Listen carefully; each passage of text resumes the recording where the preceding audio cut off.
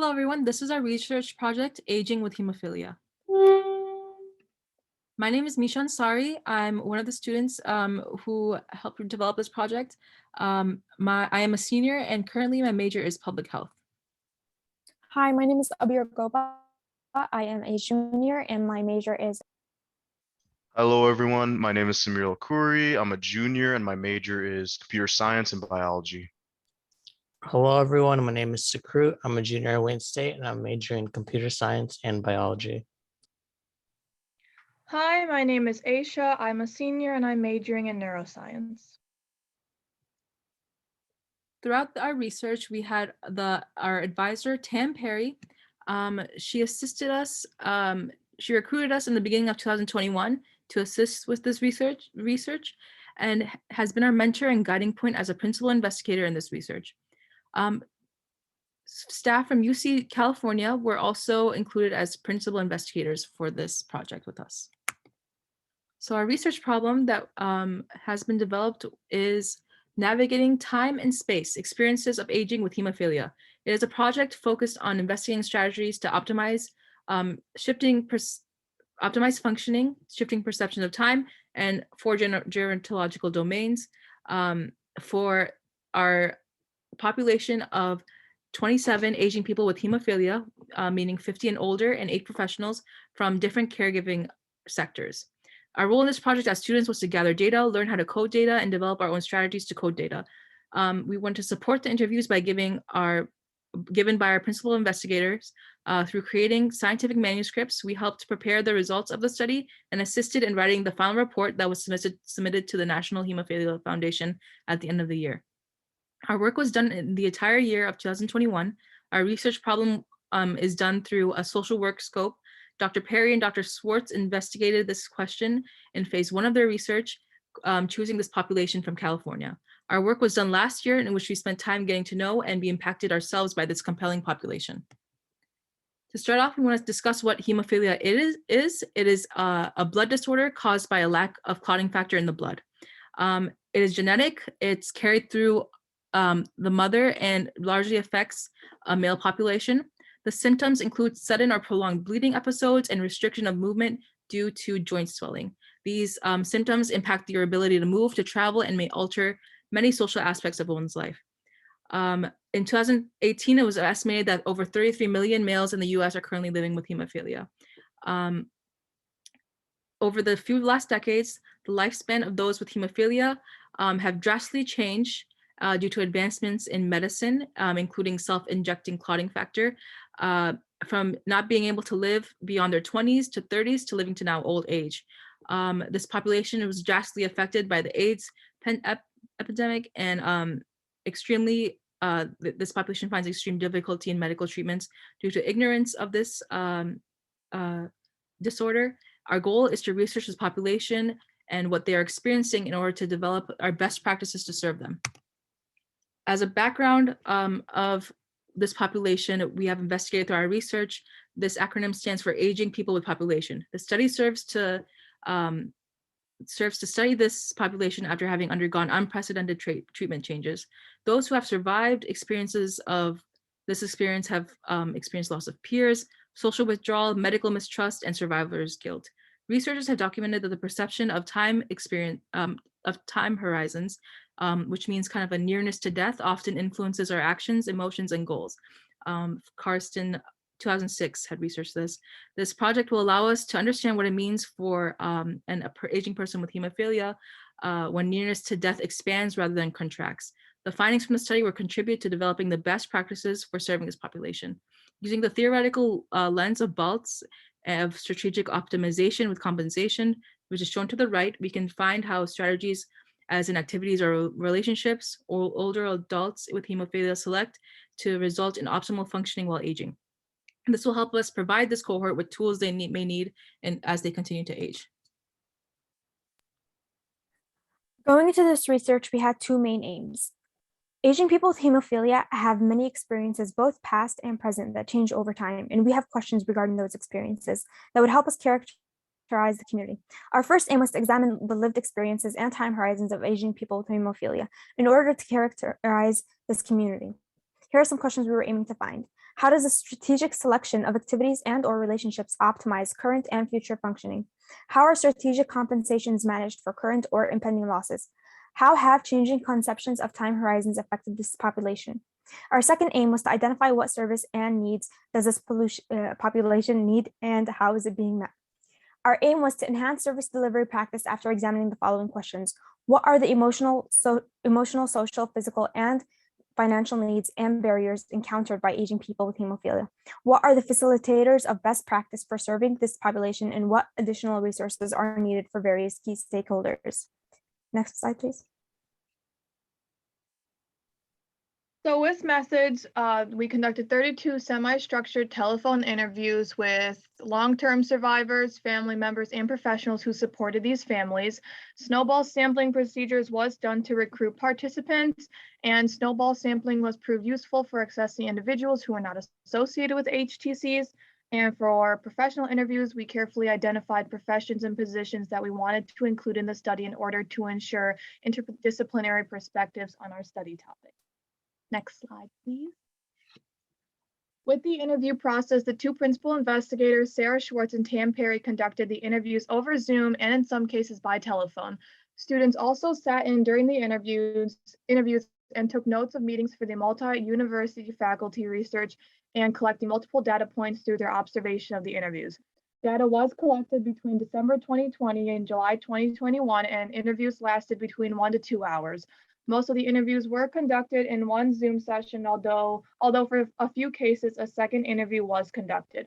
In 2 interviews, a translator was brought in to transcend the linguistic barrier of an English-only study, and the topics range from experiences with diagnosis, childhood, the HIV/AIDS pandemic, insurance, and other resources, and changing horizons due to the longevity. Next slide, please. With coding, due to the pandemic, the interviews were recorded on Zoom and then transcribed by either transcription software or by us undergraduate students. As a group, we met regularly on Zoom to code transcripts with attention to key codes related to physical and mental well-being, social networks, challenges and barriers, and strategies. The coded transcripts also included memoing to capture themes that should be checked across the interviews, clarifying questions about the data, and key juicy quotes that document the richness of the study participants' perspectives in an innovative method that utilized software accessible to everyone. The subgroups also created several presentations to discuss emerging themes to the overall research group. In the final stages of analysis, the themes, including the 3 hypotheses and emerging themes, were analyzed across the transcripts. Next slide. So from the coding and data that was collected, we were able to develop 3 different hypotheses. And for this, the first hypothesis was that people with hemophilia will strategically select activities and/or relationships to optimize their functioning and add compensations to their anticipated losses. Next slide. And all people with hemophilia focus on a cost-benefit analysis for all aspects of their life. 100% of the participants said that they strategically chose their activities.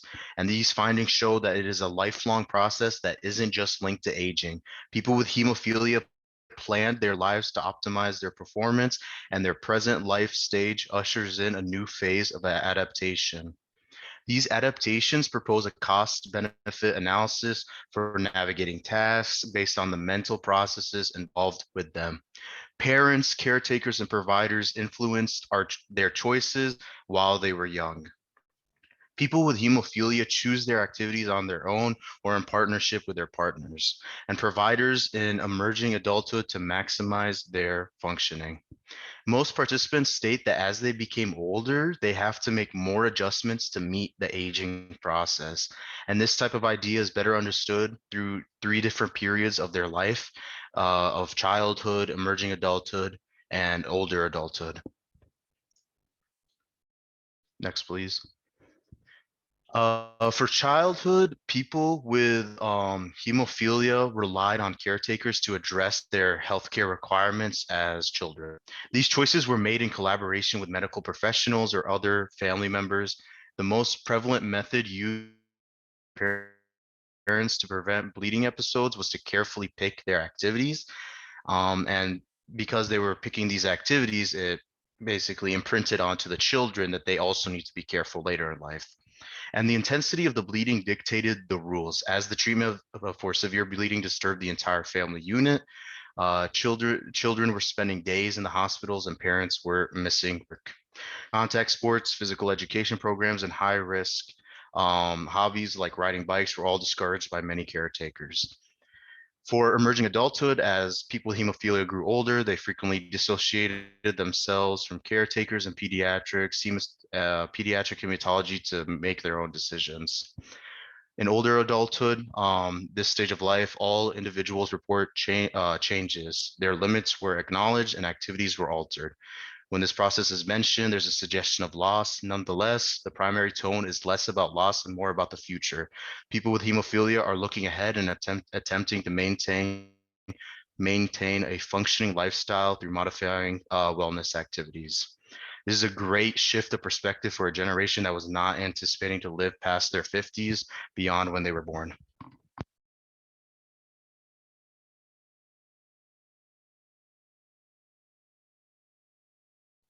For hypothesis 2, we discussed this idea of the changed time horizons. So this cohort had never expected to age. From a young age, they were told that they would be lucky to live after the age of 25. Their caregivers and families prepared for their deaths at any time. And they also spent a lot of time in and out of hospitals, living very precariously. As medical advancements were introduced, many individuals found that they were not prepared for such a drastic shift that would alter the perception of time in the course of their lives, from going to not having a future to having a long future. Our data found that these individuals made strategic decisions to prepare for an expanded time horizon. For instance, we see that older participants in their late 60s or 70s, or those with severe hemophilia, recall childhood spent in and out of hospitals to manage bleeds. As we see here, we see that, it's pretty much like every day could be your last, so you might as well have a great time with it. I kind of remember when I was 12, they told me I'd probably be in a wheelchair by the time I was 20. And that really made me want to go faster. Like this mantra since I was 12 has been that I have 2 years left. A lot of these people were diagnosed very early in childhood and were told that they would not have much time left for life expectancy. So envisioning a future, this male here at 72, with my grandfather dying in his 40s, I always thought that I would die young. I've never felt that I was going to live very long, really, but ever since then, but I'm still here. Medical advancements were found, recalled by this HTC nurse, or a treatment center nurse. They feel like they have a whole new body, a whole new world, where they're able to kind of do whatever they want, travel, do everything else. Showing how these medical advancements changed the life expectancy and lives of these people. Hypothesis 3 stated how, due to their historical milestones and trauma experiences, aging people with hemophilia are experiencing unmet needs in 2 or more of the 4 gerontological domains, such as self-care, social networks, meaning of home, and contributions that require specifically tailored interventions and programming. Questions were asked about all 4 key domains, and aging people with hemophilia are focused on health maintenance and looking towards a future. Some are moving closer to loved ones, and others are building medical teams familiar with bleeding disorders in an aging population. Most have a history of educating medical providers on their needs and advocating for proper care. Next slide.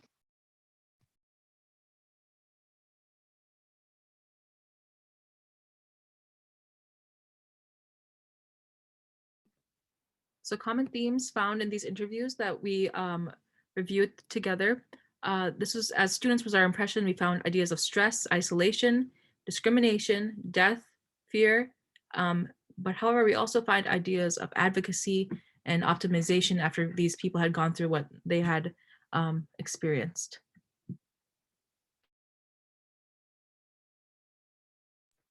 So our original research design intended to involve only English-speaking study participants. However, at the end of our data collection period, the social work practitioner on our research team identified 2 native Spanish-speaking persons who are willing to share their stories. In order to conduct these interviews, the research team hired a city-trained bilingual translator onto our team to assist us in conducting this interview. Next slide, please. Originally, an objective of this research project was to conduct focus groups. Gender, time of diagnosis, and level of community involvement emerged as interesting aspects of aging with hemophilia that we would have liked to discuss more in a group format. Through these discussions, parallels and experiences and emotions would have arisen to greater understanding of this population. However, this idea did not come into fruition due to a lack of participant interest. Next slide, please. Since we used a non-probability sampling approach and had a smaller sample size, this did not ensure distribution across race and ethnicity groups, as well as gender, geography, or age. We also have to acknowledge the California-based nature of the study and the fact that we did not interview people who spoke languages other than Spanish or English. We were also limited by persons' access to technology, and by conducting interviews on Zoom or in a few cases via telephone, it made it difficult to observe study participants' engagement as well as their willingness to participate. On top of this, when analyzing transcripts, the codes we had assigned were subjective by the nature of qualitative research design, but through cross collaboration, we believe that these themes were saturated. Next slide, please. To capture the narratives of individuals with hemophilia from different linguistic and cultural contexts, the research team strongly recommends inclusion of non-English speaking aging persons with hemophilia, as their lived experiences include things that are different and cross-national. We also hope to, by representing people from different cultural backgrounds, that these results will create awareness about those aging with hemophilia and to provide healthcare providers with more background knowledge. And Steen. So that is our presentation. Thank you all so much. We hope that you are able to learn a lot from this and ask us any questions if you need through email. Thank you so much. Bye-bye.